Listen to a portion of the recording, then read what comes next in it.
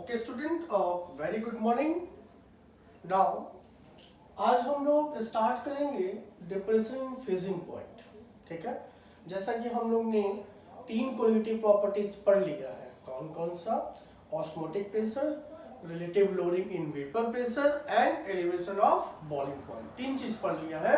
तो आज चौथा एंड लास्ट पढ़ेंगे हम लोग डिप्रेशन इन फ्रीजिंग पॉइंट। ध्यान दीजिएगा, depression in freezing point.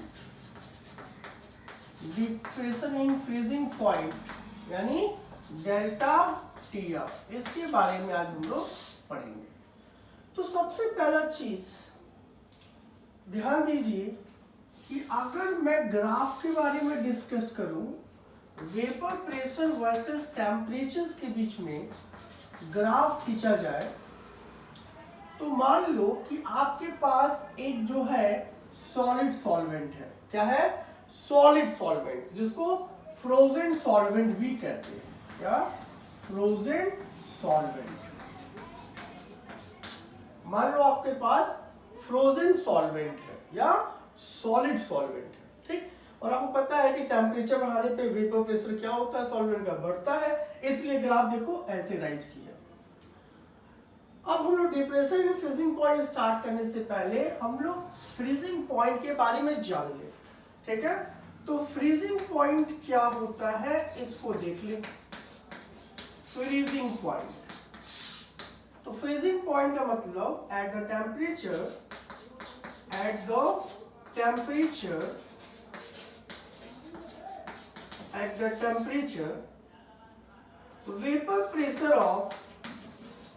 Vapour pressure of liquid state becomes equal to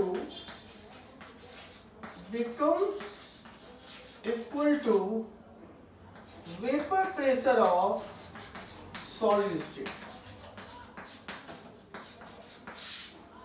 इसका मतलब कि फ्रीजिंग पॉइंट क्या होता है? जिस टेम्परेचर पे, ठीक है, at the temperature vapour pressure of the liquid state becomes equal to the vapour pressure of solid state. यानी जिस टेम्परेचर पे लिक्विड स्टेट का वेपर प्रेशर सॉलिड स्टेट के वेपर प्रेशर के क्या हो जाए? इक्वल हो जाए, बराबर हो जाए। उस पॉइंट को हम लोग क्या कहते हैं? Freezing point. ठीक, चलिए अब आपके पास सॉल्वेंट लेता हूं। अब सॉल्वेंट देखिए डिप्रेस कर रहा है सॉल्वेंट को। अगर ये सॉल्वेंट का ग्राफ है तो डिप्रेस कर रहा है, और इसका वेपर प्रेशर, लिक्विड का वेपर प्रेशर, ध्यान देना, ये लिक्विड यानी this is a solvent, depression हो रहा है। और जिस टेम्परेचर पर लिक्विड का वेपर प्रेशर सॉलिड के वेपर प्रेशर के बराबर हो जाता है, उसी को हम क्या कहते हैं? Freezing point. इसका मतलब ये क्या है? ये पॉइंट है। क्या? Freezing point. किसका? सॉल्वेंट का। ये है फ्रीजिंग पॉइंट। किसका? सॉल्वेंट का। सॉल्वेंट, जिसको हम लोग T0F ले लेते हैं।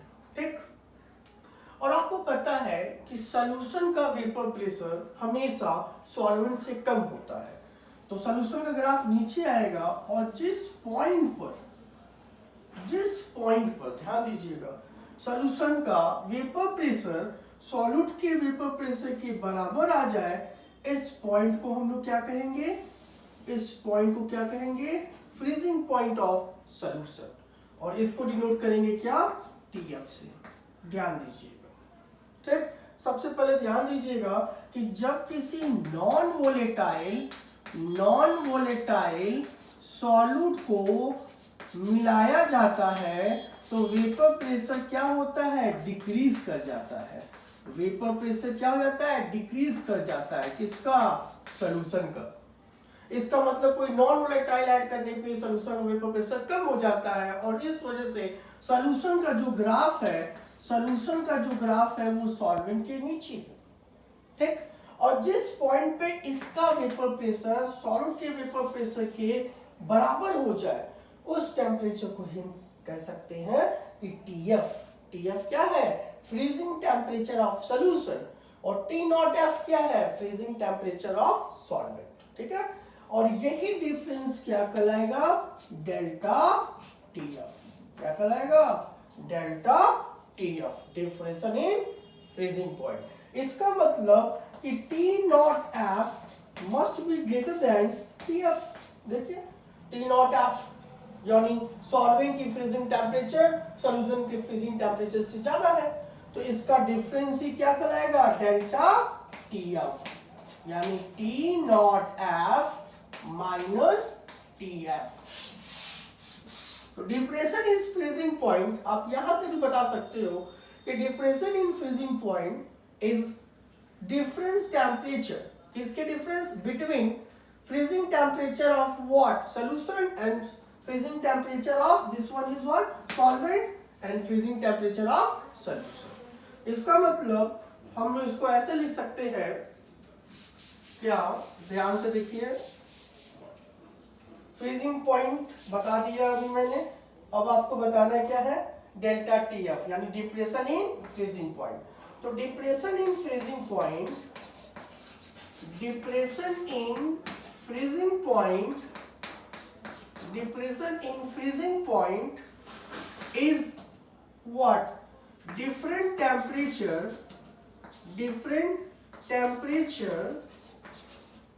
between what, freezing temperature of pure solvent, freezing temperature of pure solvent and freezing temperature of what, solution। इसका मतलब यहां से भी डेफिनेशन आप बना सकते हो कि डेल्टा टी एफ क्या है, आपने हेडिंग डाला है डिप्रेशन इन फ्रीजिंग पॉइंट, तो डिप्रेशन इन फ्रीजिंग पॉइंट होता क्या है, तो आप देख लो टी नॉट एफ की वैल्यू ज्यादा है, इस ग्राफ से देख लीजिए, ठीक, ओके। अब इसको एक तरीके से हम और बता सकते हैं, डिप्रेशन इन फ्रीजिंग पॉइंट क्या क्या, कि depression in freezing point, depression in freezing point is directly proportional to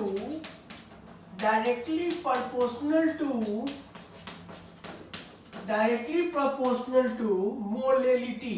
ध्यान दीजिएगा,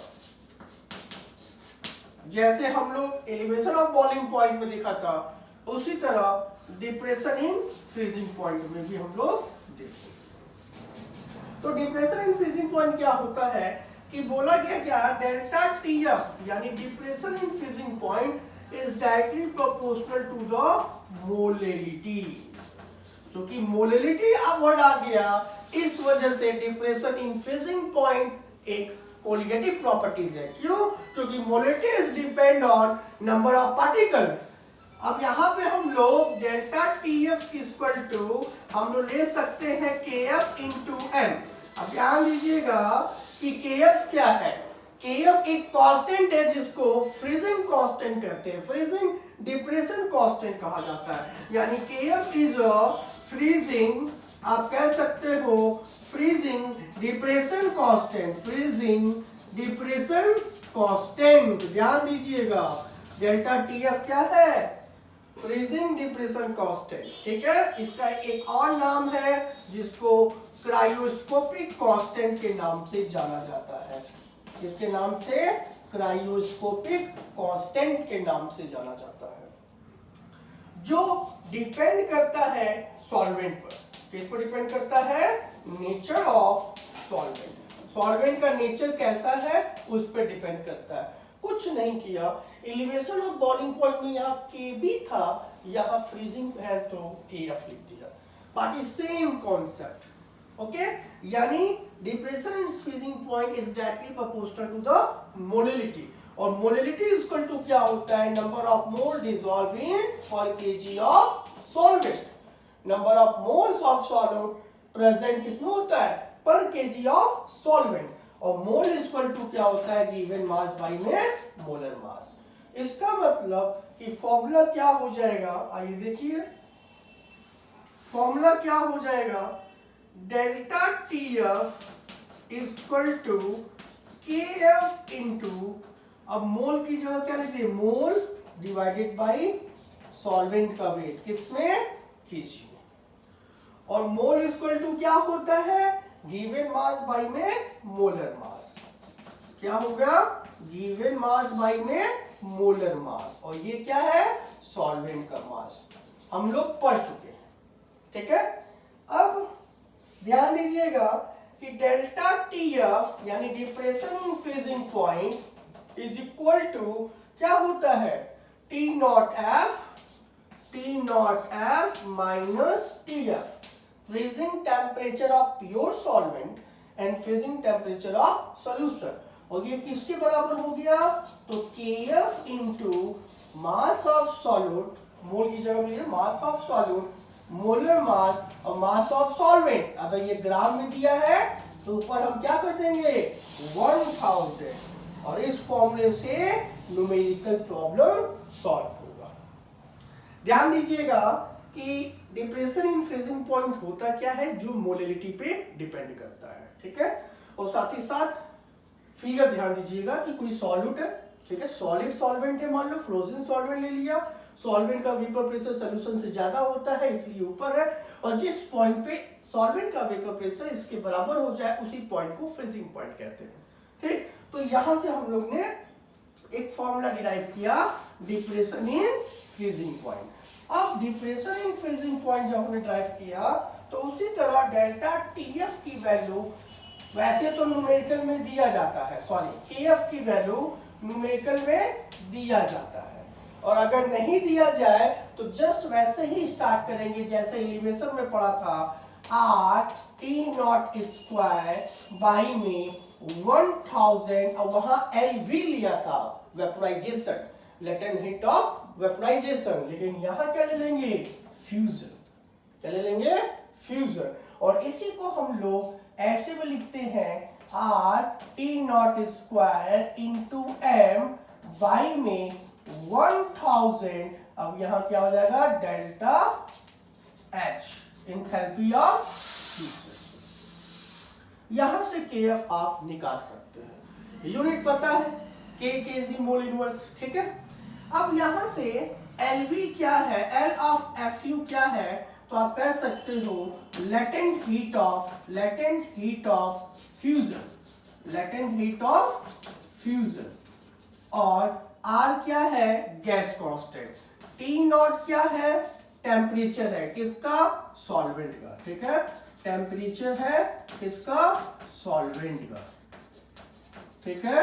और M क्या है, M है molar mass of solvent, molar mass of solvent, ठीक है।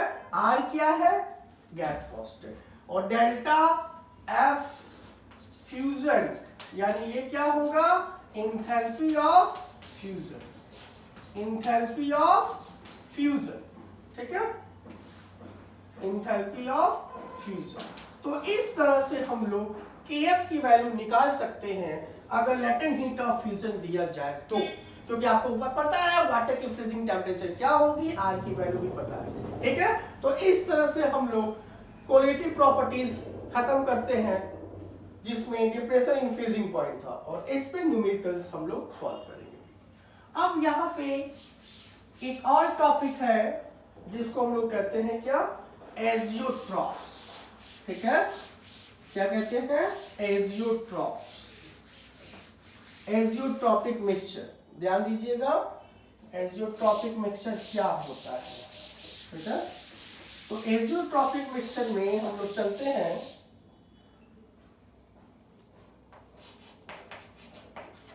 Azeotropic mixture. सबसे पहली चीज एजियोट्रॉपिक मिक्सचर क्या है इसके बारे में हम समझ लें, ठीक। तो सबसे पहला चीज देखिए, मैं पॉइंट बाय पॉइंट बता रहा हूं, उसके बाद डेफिनेशन हो जाएगा, ठीक है। सबसे पहले बता रहे हैं कि एजियोट्रॉपिक मिक्सचर या एजियोट्रॉप्स की बात रियल सॉल्यूशन के लिए होगा, ठीक है। यानी रियल सॉल्यूशन क्या होता है, जो नॉन आइडियल सॉल्यूशन होता है, और नॉन आइडियल सॉल्यूशन हम लोग ने पढ़ लिया है, ठीक है। तो इसको किसमें करेंगे, they are they are defined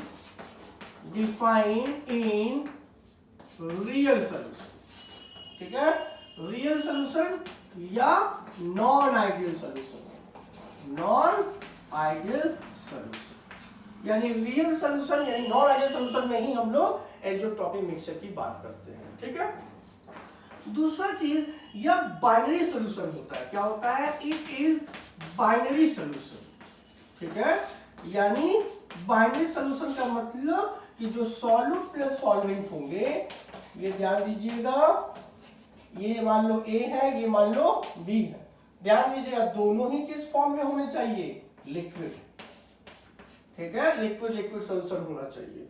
तो यह एक तरह का बाइनरी सोल्यूशन होता है, ठीक। तीसरा चीज हम ये बता रहे हैं, बॉयल होता है, boil at constant temperature, constant temperature, थोड़ा सा ध्यान देना है, अभी पॉइंट को मैं ब्रेक करके बता रहा हूं और फिर सबको मिक्स कर दूंगा तो आपको पता चल जाएगा कि जो टॉपिक मिक्सचर क्या होता है। अब चौथा पॉइंट हम ये बता रहे हैं कि they do not separated, they do not separated by fractional distillation, fractional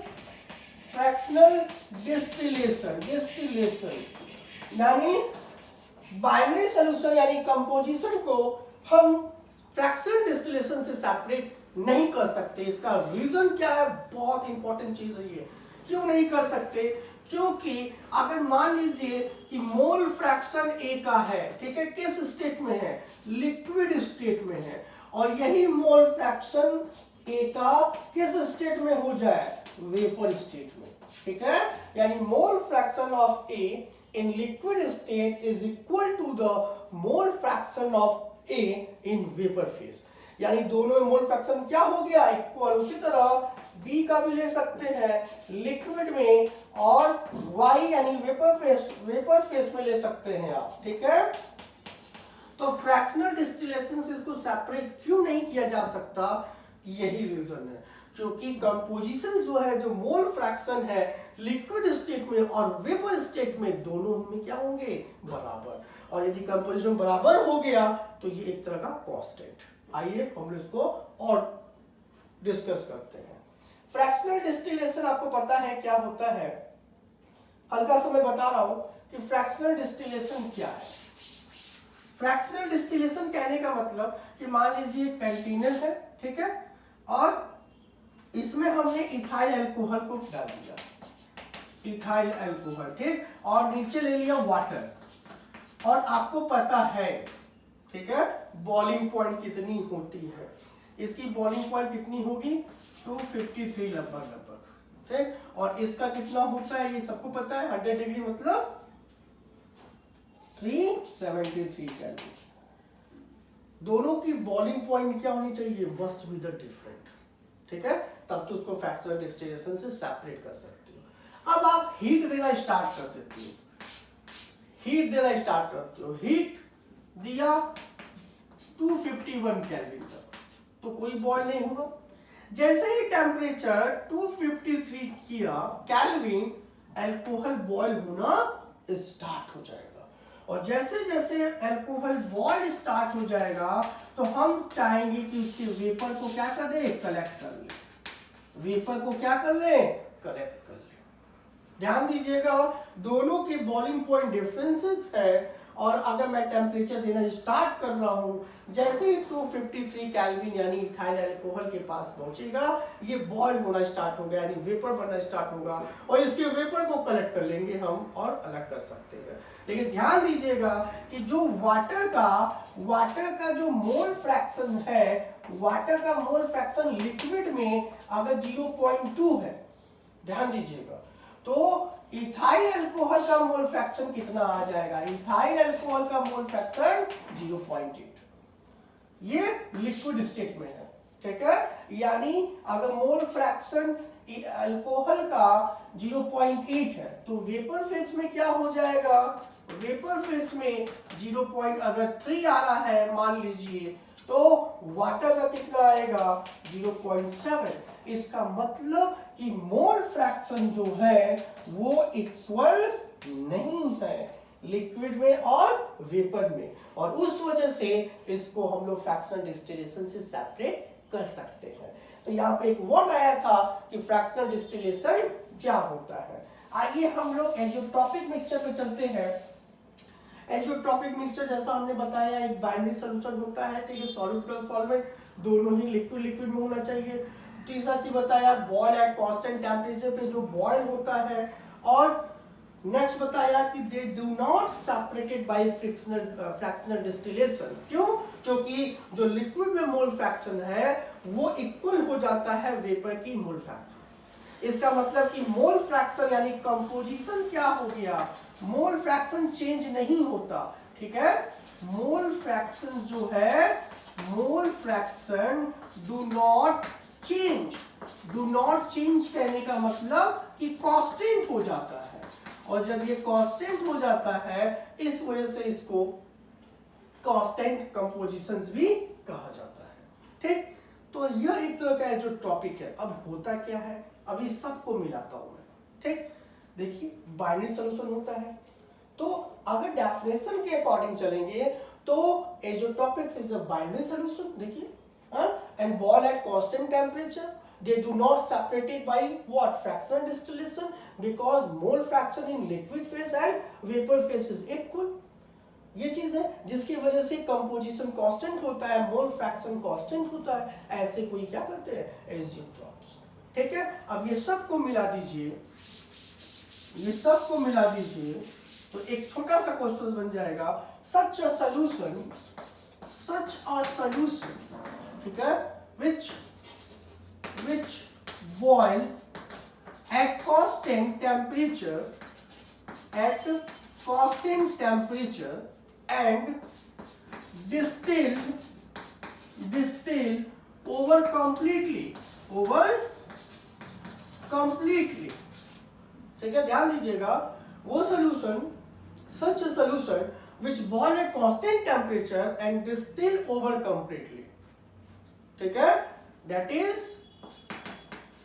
is composition do not change, यानी is constant,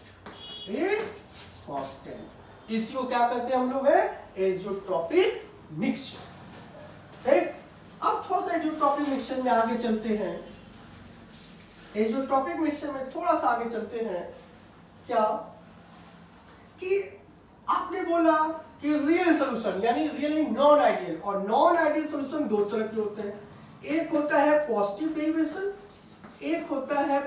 डेरिवेशन, और दूसरा होता है नेगेटिव डेरिवेशन, ठीक है। दोनों तरह के डेरिवेशन हम लोग पढ़ चुके हैं। अच्छा, पॉजिटिव डेरिवेशन का मतलब कि ए बी के बीच में इंटरेक्शन क्या होगा, वीक होगा, यानी सॉलिड सॉल्वेंट यानी लिक्विड के बीच में इंटरेक्शन यदि वीक है, फोर्स ऑफ अट्रैक्शन यदि वीक है, तो वेपर प्रेशर क्या होगा, ज्यादा, और वेपर प्रेशर ज्यादा होगा उसी को क्या कहते हैं, पॉजिटिव डेरिवेशन। यानी इस कंडीशन में वेपर प्रेशर क्या होगा, ज्यादा, ठीक है। कंपोजिशन का यदि वेपर प्रेशर ज्यादा हो गया तो बॉइलिंग पॉइंट क्या होगा, कम।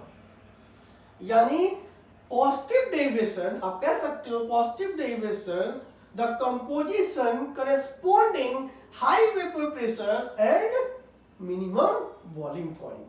उसी तरह नेगेटिव डेरिवेशन का मतलब क्या होता है कि ए बी के बीच में अट्रैक्शन क्या होगा, स्ट्रॉन्ग। जब फोर्स ऑफ अट्रैक्शन स्ट्रॉन्ग होगा तो वेपर बनने में डिफिकल्टी होगी, यानी वेपर प्रेशर कम, और वेपर प्रेशर कम तो बॉइलिंग पॉइंट क्या होगा, ज्यादा।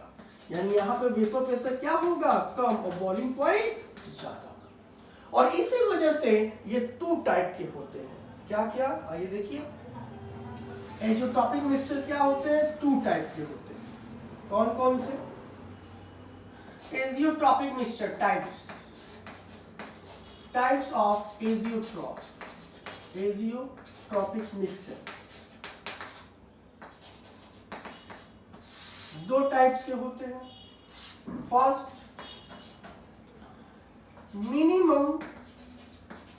मिनिमम बॉइलिंग एज़ोट्रॉप्स,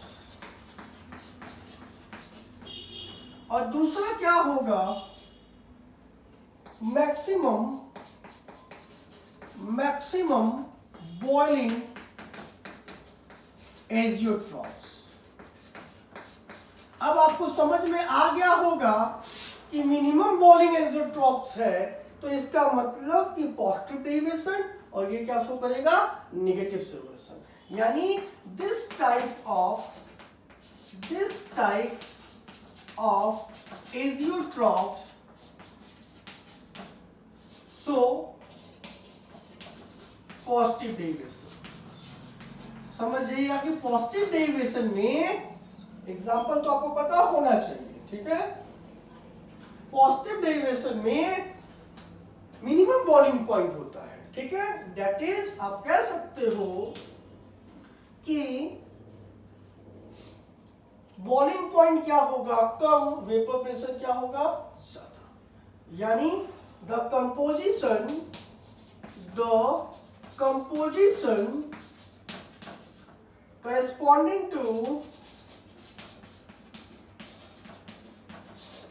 corresponding क्या होगा, मिनिमम वेपर प्रेशर एंड,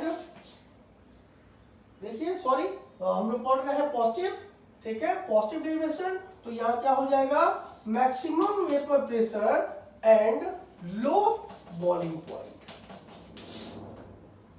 इसका मतलब ये कौन सा हो गया, पॉजिटिव डेरिवेशन शो करता है।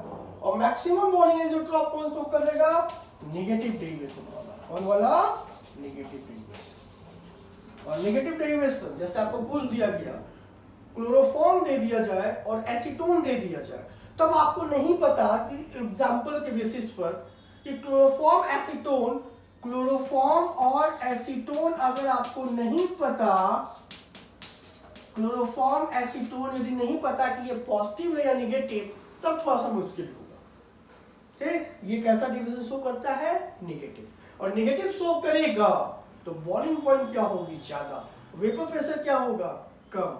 इसका मतलब कि such a azeotrope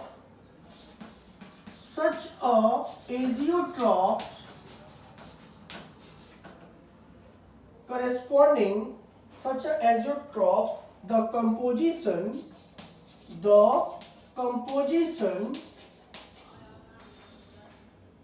corresponding क्या हो जाएगा, वेपर प्रेशर कम हो जाएगा, minimum vapour pressure and high क्या हो जाएगा, मैक्सिमम बॉइलिंग पॉइंट। तो इस वजह से ये दो तरह से होते हैं, ठीक है। फिर से एक बार डिस्कस कर लीजिएगा, एजियोट्रॉपिक मिक्सचर क्या होता है, तो यह एक बाइनरी सॉल्यूशन होता है। रियल गैस यानी नॉन आइडियल में इसको स्टडी किया जाता है, जो बॉइल्ड होता है कांस्टेंट टेम्परेचर पे। हाँ याद रखिएगा, कंपोजिशन कांस्टेंट होता है। कंपोजिशन कांस्टेंट करेगा मतलब कि मोल फ्रैक्शन क्या होता है, कांस्टेंट होता है, ठीक है। और इस वजह से हम इसको फ्रैक्शनल डिस्टिलेशन से सेपरेट नहीं कर सकते, फ्रैक्शनल डिस्टिलेशन से सेपरेट नहीं किया जा सकता। जैसे अगर हम एक ग्राफ बनाए टेम्परेचर के बीच में और मोल फ्रैक्शन के बीच में ग्राफ देखा जाए कंपोजिशन का, तो अगर मैं यहां ले लिया पॉजिटिव डेरिवेशन, तो ध्यान दीजिएगा जब पॉजिटिव डेरिवेशन है तो बॉइलिंग पॉइंट क्या होना चाहिए, कम। बॉइलिंग पॉइंट क्या होना चाहिए, कम।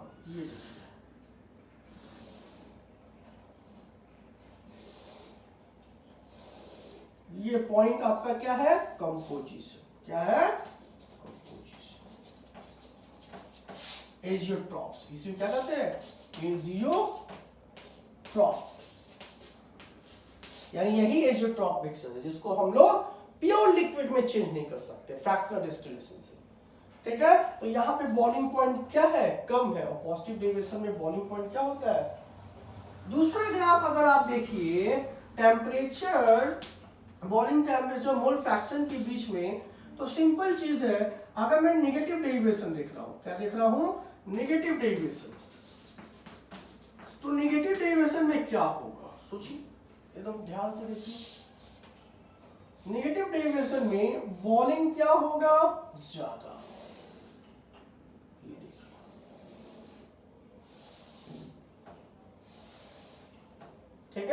और यहाँ पे मिल गया कंपोजिशन एजियोट्रॉप्स, और ए पॉइंट क्या कहलाएगा?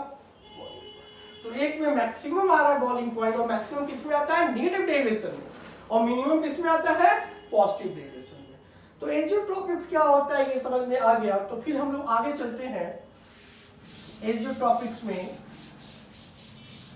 तो यहाँ पे आपका कुछ क्वेश्चन हम लोग सॉल्व करने जा रहे हैं, जैसे कंपेयर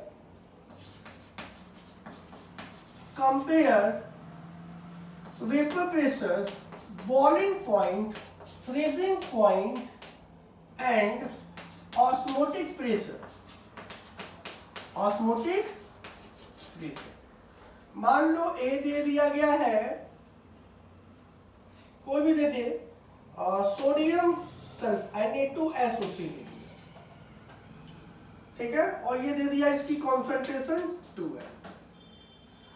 दूसरा मैंने दे दिया शुगर C12H22O11, ये कॉन्सेंट्रेशन 1 है।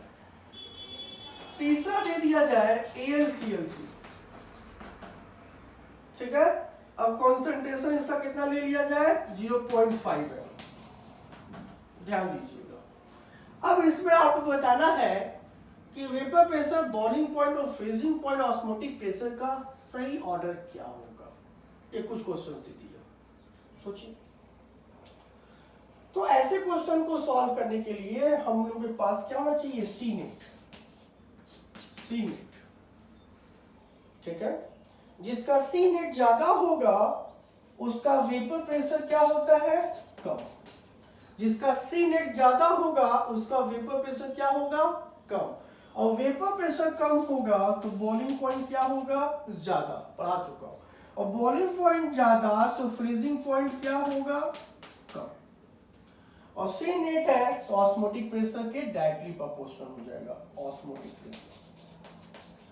इस कॉन्सेप्ट को लेकर हम लोग क्वेश्चंस, ट्रिकी क्वेश्चन सॉल्व कर सकते हैं, ठीक है। अच्छा, सी नेट क्या होता है? सी नेट इक्वल टू मतलब concentration into 1 top factor I. इसी का प्रोडक्ट क्या है? सी नेट, ठीक। आइए हम लोग कैलकुलेट करते हैं कि किसका ज्यादा होगा, ठीक। तो सबसे पहला काम, सोडियम सल्फाइड कितना आयन देने वाला है? ये 2 Na+ देगा और SO3 पे 2-, यानी I की वैल्यू कितनी आ गई यहाँ पर? 3, ठीक। तो सी नेट की वैल्यू बता दें। सी नेट की वैल्यू I इंटू 2 कितना आ गया? 6। उसी तरह यहां चेक करें, ये तो नॉन इलेक्ट्रोलाइट है तो I की वैल्यू तो इसके लिए क्या हो गया? 1। तो सी नेट की वैल्यू क्या हो जाएगा? 1 इंटू 1। अब इसके लिए देखिए 3 और 1 4, I की वैल्यू कितनी आ गई? 4। I की वैल्यू निकाला मैं सिखा दिया हूं कि जब कुछ नहीं दिया हो तो उसको कंप्लीटली आयोनाइज मानिए, जितना आयन दे रहा है वही। ये देखिए Al पे 3+ मिलेगा और 3Cl पे -, 3 यहां से और 1 यहां से, टोटल 4। तो सी नेट की वैल्यू बता दें। सी नेट की वैल्यू कितनी आएगी? 4 5 जा 20। अब यहां से आप कंपेयर कर सकते हैं। सबसे ज्यादा सी नेट किसका है? Sodium sulphide. अच्छा, सी नेट ज्यादा है तो सबसे पहले आप बॉइलिंग पॉइंट का ऑर्डर क्या होगा? बॉइलिंग पॉइंट का ऑर्डर क्या होगा? तो जिसका सी नेट की वैल्यू ज्यादा होगी उसकी बॉइलिंग पॉइंट भी क्या होगी? ज्यादा। तो सबसे पहले क्या होगा? ए। क्या होगा? ए। उसके बाद सी, और फिर वेपर प्रेशर का ऑर्डर जस्ट अपोजिट कर दीजिए, जस्ट अपोजिट कर दें, यानी बी का ज्यादा फिर सी का, ए का सबसे कम।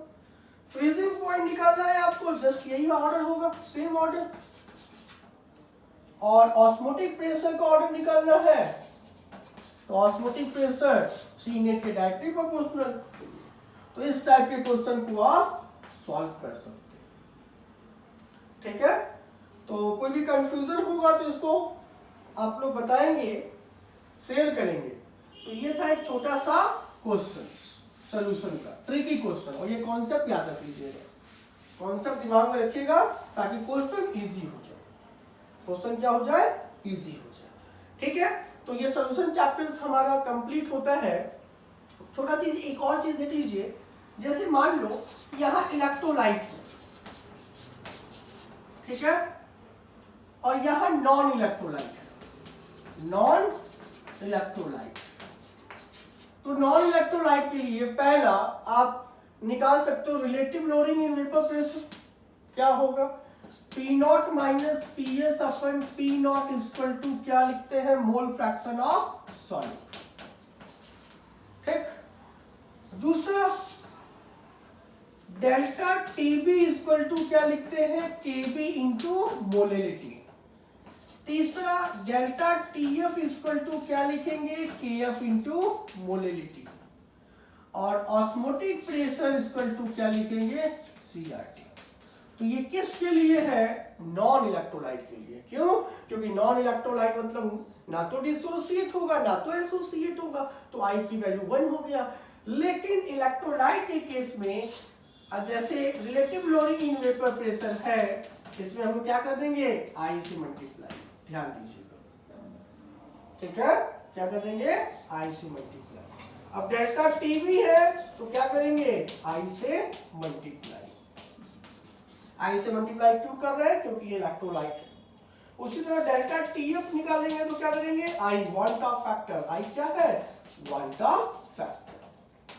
और ऑस्मोटिक प्रेशर निकालना हो तो आई सी आर टी, ध्यान दीजिएगा, क्योंकि आई निकालना हमने सिखा रखा है। जिसने वीडियो नहीं देखा है वो मेरे चैनल पे जाके वीडियो देख सकता है, ठीक। उसी तरह आई की वैल्यू ये भी बताया था, ऑब्जर्व बाय मे कैलकुलेटेड, ठीक है, यानी osmotic pressure, observe osmotic pressure by may calculated osmotic pressure. या डेल्टा टीबी क्या होगा, ऑब्जर्व कोलिविटी प्रॉपर्टीज बाय मे कैलकुलेटेड कोलिविटी प्रॉपर्टीज। एक वैल्यू दिया जाएगा, दूसरा वैल्यू फॉर्मूले में रख के निकाल के सॉल्व कर देंगे। उसी तरह डेल्टा टीएफ फ्रीजिंग क्या हो जाएगा, depression in freezing point, observe हो जाएगा बाय में डेल्टा टीएफ क्या होगा, कैलकुलेटेड। उसी तरह relative lowering in vapour pressure भी हो जाएगा, ठीक है। क्या, delta P upon P not ये हो गया ऑब्जर्व, और बाय में delta P upon P not calculated. तो जस्ट ऐसा ही है जो सॉल्व हो जाएगा। आई होप कि सॉल्यूशन चैप्टर्स आप अच्छे से वीडियो देखिए, एक से ज्यादा बार देखिए, और कहीं कंफ्यूजन है तो आप हमको शेयर कर सकते हैं, ठीक है। तो ये आपका सॉल्यूशन चैप्टर फिनिश्ड हो गया है। न्यूमेरिकल आप लोग सॉल्व कीजिए, नहीं आता है तो शेयर करेंगे। Okay, good luck.